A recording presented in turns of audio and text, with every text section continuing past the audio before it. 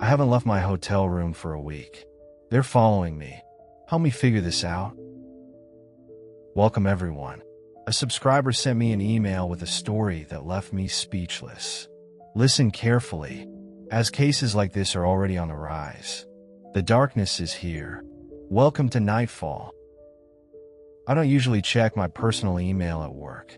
It's mostly junk, newsletters I never read, forgotten subscription renewals, and the occasional spam promising free vacations. But that day, I had a few minutes to kill before a meeting, so I opened my inbox out of habit. At first, I didn't notice anything strange, just the usual clutter. But then I saw it. Hundreds of unread emails. All of them had been sent from my own email address. I stared at the screen, confused. A glitch? A hack? It didn't make sense. My first instinct was that someone had spoofed my email. A common scam where spammers fake your address to make it look like you're emailing yourself. But this didn't feel like spam. The subject lines were short, precise. Some were just timestamps. Others were more unsettling. Check your kitchen drawer. They're watching you. Don't answer the door tomorrow. I hesitated, my hand hovering over the mouse. Was this some kind of prank? A weird marketing gimmick? Finally, I clicked on one of the emails, the one about the kitchen drawer. The email contained only one sentence. You left your spare key in the second drawer last night. Lock your door properly. My stomach tightened, because that was true. Last night, I had come home late, exhausted. I always keep my spare key in a small dish by the door, but I vaguely remembered tossing it into the kitchen drawer instead. It was such a minor thing that I barely remembered doing it. But whoever wrote this email knew. I stood up from my desk. I wanted to tell someone, show them the emails. But how would that conversation go? Hey, I think someone is sending me emails from the future. You know, that sounded crazy. Instead, I did what any rational person would do. I ignored it. I told myself it was a coincidence, maybe some kind of AI-generated spam pulling random details from my browsing history. The key thing was weird, sure, but it didn't mean anything. Then, at 3:12 p.m., my coworker spilled coffee on my shirt. Normally, I wouldn't have thought twice about it, except one of the unread emails had a subject line that read, "Watch out for coffee at 3:12 p.m." I stood there, frozen, as warm coffee dripped down my sleeve. My coworker apologized, laughing awkwardly as she grabbed some napkins. But I barely heard her. I pulled out my phone and opened my email again. This time, my hands were shaking. A new message had appeared at the top of my inbox. No subject, no sender, just a single sentence. Now you're paying attention. I couldn't focus for the rest of the day. The coffee spill should have been nothing, just a random accident. But it wasn't. The email had predicted it down to the exact minute. I kept staring at my phone, scrolling through the messages. There were so many.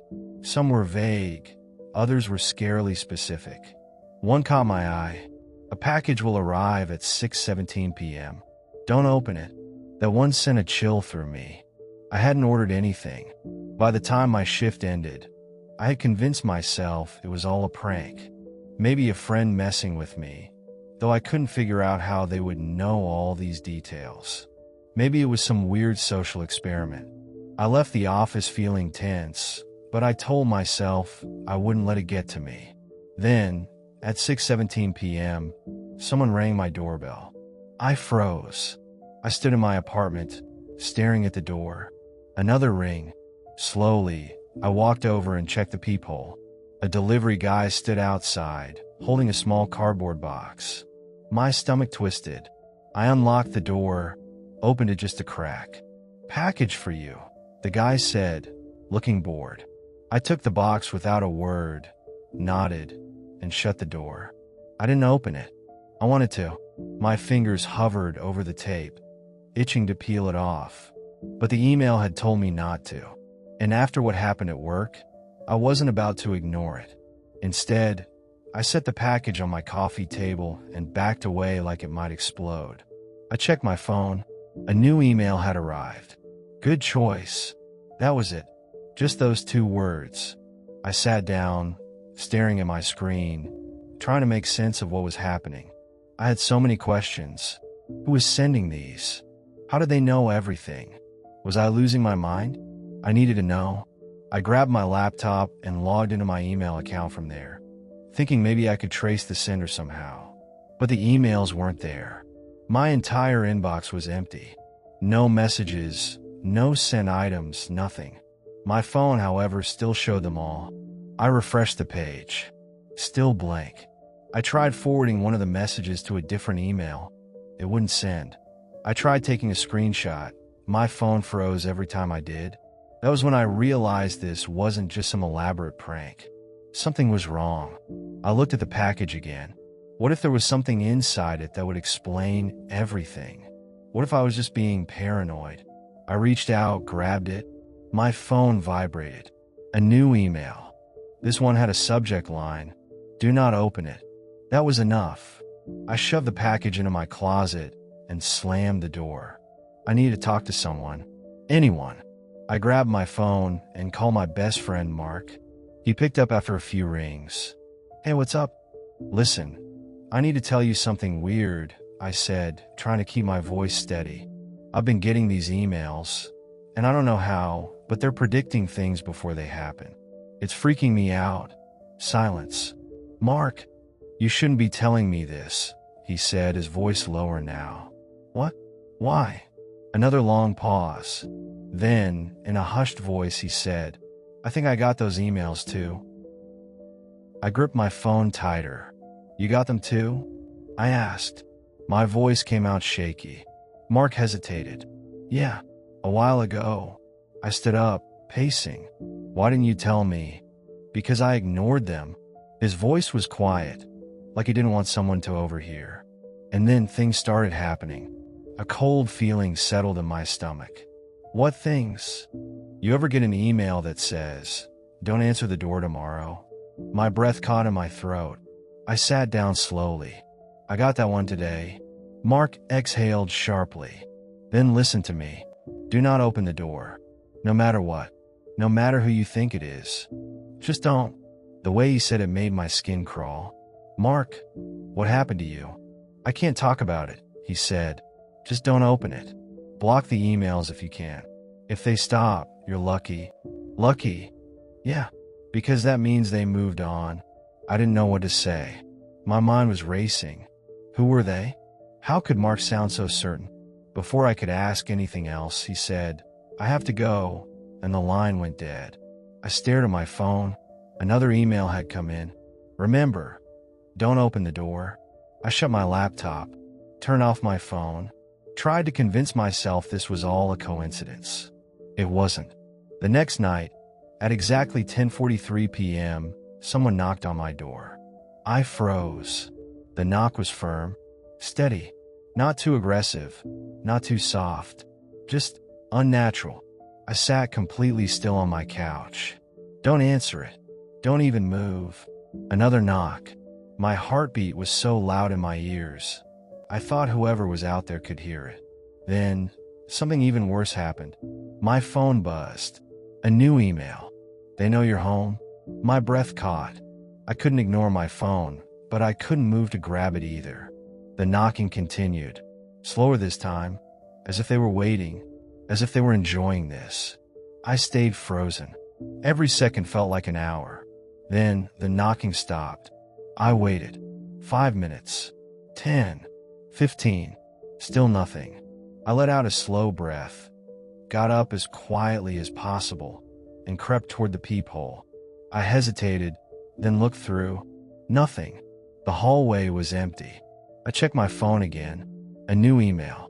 This one had no subject, no sender, just a single line. "Good job." I didn't sleep that night. Every sound in my apartment felt too loud, too sharp, too unnatural. I kept staring at my phone, waiting for another email, waiting for something worse. But nothing came. Not for a few hours, anyway. Then, at 3 a.m., my phone vibrated. New email.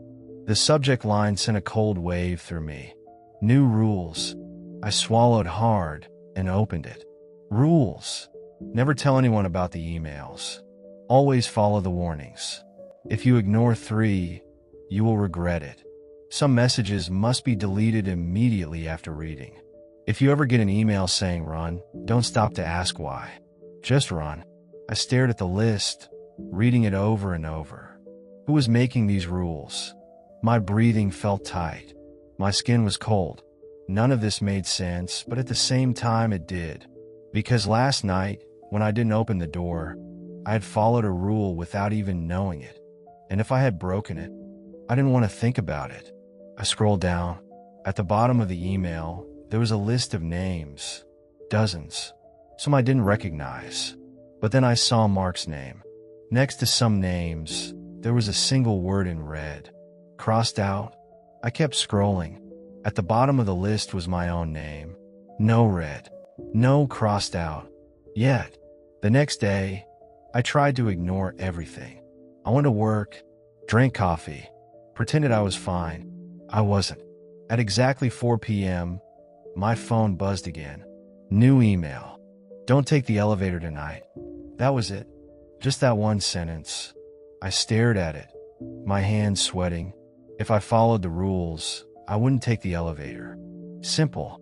But I needed to know. What would happen if I didn't listen? At 7:30 p.m., I left work. I stood in front of the elevator, staring at the glowing down arrow. My pulse was pounding. I stepped in. As the door slid shut, my phone buzzed. I looked down. You shouldn't have done that. The elevator lurched. The lights flickered. My stomach dropped as the buttons stopped working. I jabbed at them. Nothing. A slow, creaking noise echoed through the space, like something was pressing against the walls. The air felt heavier. Then, the speaker crackled. A voice whispered. Not words, just sounds, just breathing. I couldn't move. Then a thump, not inside the elevator. Above it, a deep, slow pressure pressed against the ceiling, like something was crawling on top. I couldn't breathe. Another sound, metal creaking, something shifting above me. I gripped my phone, the door button, the alarm, anything. Then suddenly, the elevator jerked downward and slammed to a stop. The doors slid open. I ran out. My phone vibrated. New email. Last warning. I didn't go home right away. After what happened in the elevator, I needed to be around people, needed the noise of the city to remind me that I wasn't alone, that whatever was happening to me wasn't real. But it was real. I sat in a crowded diner, barely touching my food, scrolling through the emails again. My hands were still shaking. My name was still on the list, not crossed out. Yet, I needed answers, and the only person who might have them was Mark. I called him. He picked up after the 3rd ring. Are you at home? He asked. No hello, no small talk. I hesitated. No. Good, he said. Stay out as long as you can. That wasn't the response I expected. Mark, what is this? I asked. The emails, the warnings, the names. What does it mean? Silence. Mark, a deep breath. Then, quietly, he said, It's a test. A chill ran down my spine. What kind of test? The kind you don't want to fail. My grip tightened on the phone. Who's testing us? I don't know. His voice was flat, emotionless. No one does. The emails just start. And if you listen to them, you stay on the list. And if you don't? Mark didn't answer. But he didn't have to. I already knew. The names in red. The ones that were crossed out. I felt sick. I left the diner an hour later. The city felt different. Quieter. I walked fast, head down, checking my phone every few steps. No new emails. That should have been a good thing. It wasn't. I reached my apartment building and hesitated. I didn't want to go inside. Then, as if the universe wanted to make things worse, my phone buzzed. New email. I swallowed hard and opened it. Stop talking about me. My heart skipped. I looked around. At the street, the windows, the dark corners where street lights didn't reach. Nothing. Just the city. I typed a message to Mark. I just got a warning. It told me to stop talking. I waited. No reply. I called him. Straight to voicemail. I turned and walked fast toward my building. Took the stairs. Locked my apartment door behind me. I stood there, breathing hard. My phone buzzed again. New email. No subject. No sender. Just a single line. This was your second mistake. I didn't sleep that night. I sat on my couch, staring at my phone, waiting for another email, another warning, another sign that I was slipping deeper into something I didn't understand. Mark was gone. His phone still went straight to voicemail. I had checked his social media, his work contacts, nothing. It was like he had disappeared overnight. But the emails hadn't stopped. At exactly 3 a.m., my phone vibrated. I didn't want to look. I had to look. New email. Subject. Rules updated. Never tell anyone about the emails. Always follow the warnings. If you ignore 3, you will regret it. Some messages must be deleted immediately after reading. If you ever get an email saying run, don't stop to ask why. Just run. Mark's name has been removed. Do not contact him again. I felt my stomach drop. Mark was gone. The list of names. The ones crossed out. Was that what happened to him? I opened my contacts and hovered over his number. What if I just called one more time? Another vibration. New email. Do not call him. I felt sick. Whoever or whatever was behind this, they were watching me. Not just through emails. They knew what I was about to do before I even did it. My hands were shaking as I put my phone down. I stared at the list of rules. I was already at 2 mistakes. One more, and I'd regret it. I didn't want to find out what that meant. The next morning, I did something I hadn't done in a long time. I went outside and left my phone at home. No emails, no buzzing, just a few hours where I could breathe, convince myself that I still had control. I walked through the city, took the train with no destination in mind. For a little while, I felt normal. Then, when I got back home, I saw my phone flashing on the table. 17 new emails. My throat tightened. I picked it up, my fingers cold. One subject line stood out immediately. You left your phone behind. That was your 3rd mistake. I felt lightheaded. The rules said I'd regret it. But nothing had happened. Not yet. My phone vibrated again. New email. No subject. No sender. Just a single word. Look.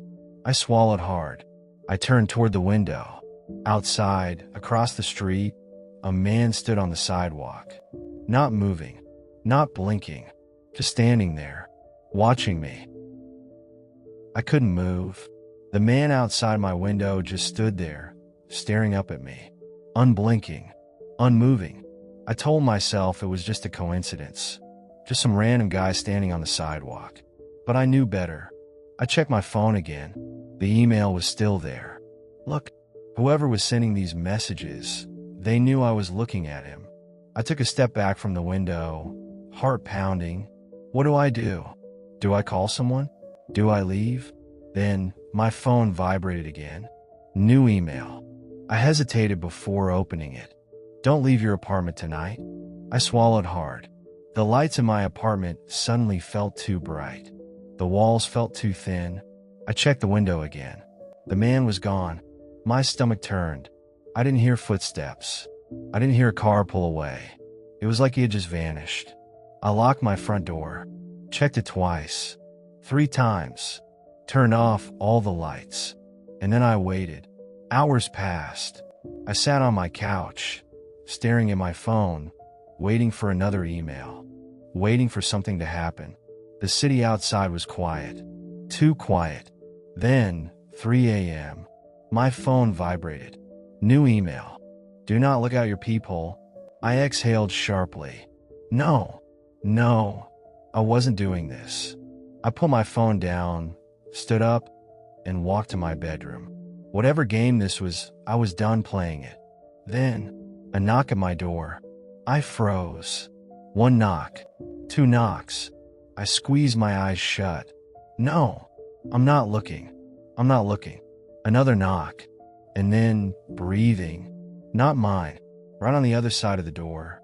I could hear it slow, steady, waiting. My phone buzzed again. I didn't want to look, but I had to. New email. Do not look out your peephole. I wasn't going to. I held my breath. The breathing on the other side of the door stopped. Silence. I didn't move. Then, after what felt like hours, soft footsteps. Walking away. My phone buzzed one last time. New email. You did well. I sat down slowly on the floor, my back against the wall. My heart was still hammering. I didn't sleep. I didn't check the peephole. I didn't open the door. And in the morning, when I finally worked up the courage to look outside, there were 2 wet footprints just outside my door, like someone had been standing there barefoot for hours. I didn't leave my apartment the next day. I couldn't. I kept replaying the night in my head. The knocking, the breathing, the wet footprints outside my door. I checked my email over and over, but nothing new came. That should have made me feel better. It didn't, because now I had a different problem. Who was sending these messages? By noon, my fear had turned into something else, frustration. I needed answers. I grabbed my laptop, logged into my email account, and started searching for anything. An IP address, a hidden signature, a clue. But as soon as I opened my inbox, I froze. The emails were gone. Every single one. Not archived. Not in spam. Just gone. Like they'd never existed. My hands were sweating. I checked my phone. They were still there. Every message. Every warning. But only on my phone. I tried forwarding one to another email. It wouldn't send. I tried screenshotting them. My phone froze every time. This wasn't a normal hack. This wasn't some kind of glitch. Whoever, or whatever, was sending these messages didn't want to be found. I spent the next few hours digging through everything I could find online. Hacking forums, dark web rumors, anything. Most of it was nonsense. Then I found something. A single thread on an old forum, buried deep in the search results. Subject: has anyone gotten the emails? My chest tightened. I clicked it. The post was short. I started getting emails from myself. They told me things before they happened. At first it was small stuff, but then the warnings got serious. I ignored one, and something bad happened. Now I don't know what to do. If you're reading this, and you've gotten the emails too, please reply. I need help. There were no replies. The user who posted it? Deleted. The date? 2 years ago. I scrolled down, searching for anything else. But the page kept glitching like it didn't want me to read anymore. Then, my laptop screen flickered, and a pop-up appeared. You shouldn't be looking for me. My stomach dropped. The pop-up closed itself, and my laptop shut off. I sat there, staring at the blank screen. My phone vibrated. I looked down. New email. No subject. No sender. Just one sentence. This is your last warning. I turned my phone off and threw it across the room. I didn't turn it back on for the rest of the night. But when I woke up the next morning, my phone was on again. The screen was glowing. A new email was waiting. Leave the city. I stared at the email. Leave the city. No explanation. No threats. Just those 3 words. I wanted to ignore it. I wanted to pretend this was all some sick joke. But I couldn't. Because deep down, I knew this wasn't over. I packed a small bag. Not much. Just enough to leave for a few days. I didn't tell anyone. I didn't even check my phone again. I just grabbed my stuff, walked out the door, and headed for the train station. The city felt different. People moved like normal. Cars honked. Everything looked the same, but something felt off. Like the world around me wasn't quite real. Like I wasn't supposed to be here anymore. I got to the train station and bought a ticket to the next city over. I didn't care where I went. I just needed to leave. The train wouldn't arrive for another 30 minutes. I found a seat and tried to stay calm. That's when I noticed him. A man sitting a few benches away. Not looking at me. Not pretending to be on his phone. Just staring at me. I tried to ignore it, but he didn't look away. Finally, I turned to face him. "Do I know you?" He smiled, a small, knowing smile. Then he said, "You're leaving too late." My chest tightened. I stood up, gripping my bag. "Who are you?" The man didn't answer right away. He just watched me like he was deciding something. Then he said, "I used to get the emails too." I felt cold all over. I didn't want to hear anymore. I turned to leave. His voice stopped me. "They don't like it when you ask questions." I turned back. "Who are they?" He shook his head. "It doesn't matter. Just listen. When you get to your stop, don't check your phone. Don't open any messages. Don't answer any calls." I gripped my bag tighter. "Why?" His face darkened. "Because that's when they test you one last time." A sharp sound broke through the station. A train approaching. I glanced toward the platform. When I looked back, the man was gone. I got on the train. I found a seat near the back and told myself I was being paranoid. But as the city disappeared behind me, I couldn't shake his words.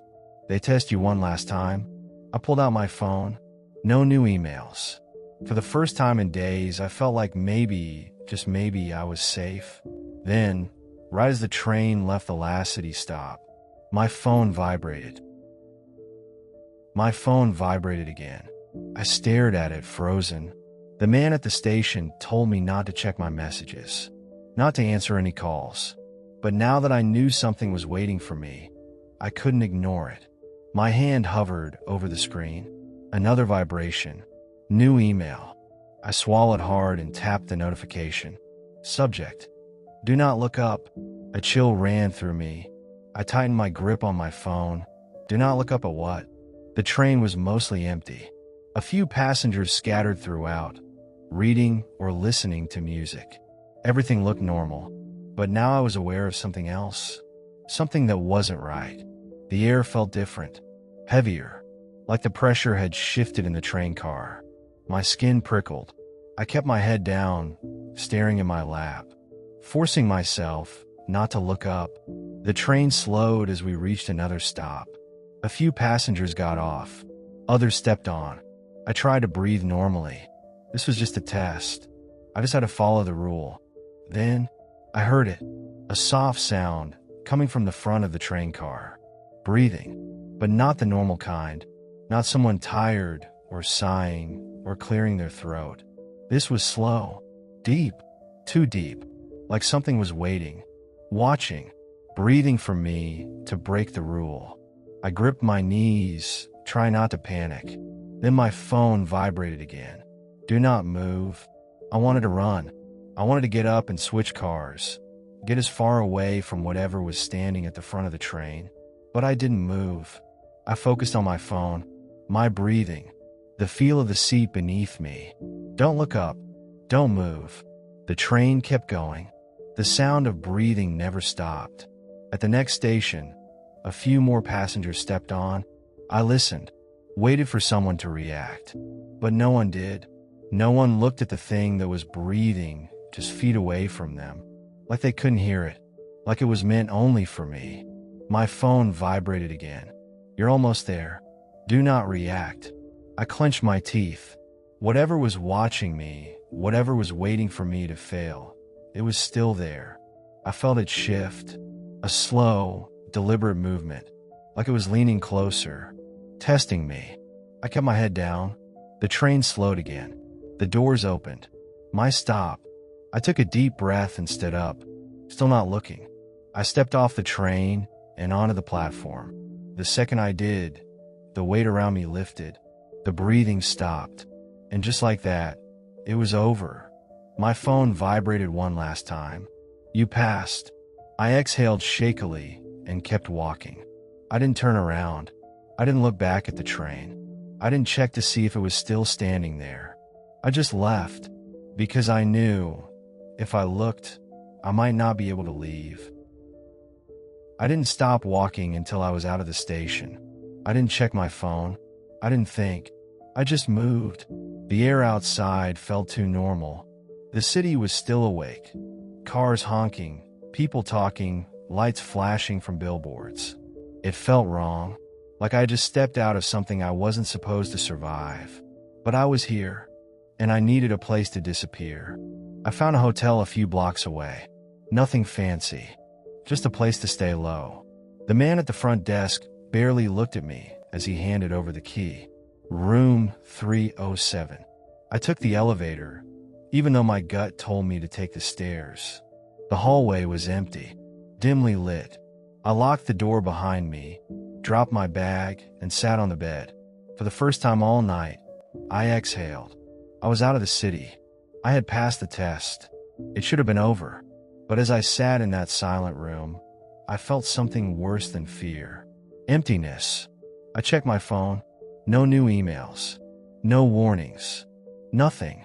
For the first time in days, my inbox was completely blank. I waited. An hour passed. Then another. Nothing. I should have felt relieved. But instead, I felt lost. I had spent so much time running, waiting for the next warning, the next rule. Now there was just silence, like I had been left behind, or worse, forgotten. The first night in the hotel, I barely slept. I kept waking up, expecting something to happen, expecting another test, another knock, another email, but there was only silence. The second night, I didn't leave my room. I ordered food, barely ate, checked my phone every few minutes. Still nothing. The third night, I turned my phone off completely. If the emails weren't coming, then maybe it was really over. Maybe I had escaped. But the problem was, I had no idea what to do next. Where was I supposed to go? Was it safe to go back? Had anyone else been through this? I had no answers. And that's why I'm here now, telling this story. Because I don't know what happens next. And maybe someone out there does. It has been a week since I left the city. A week of sitting in this hotel room, waiting for an email, waiting for a sign, waiting for something. But nothing has happened. The silence is worse than the warnings.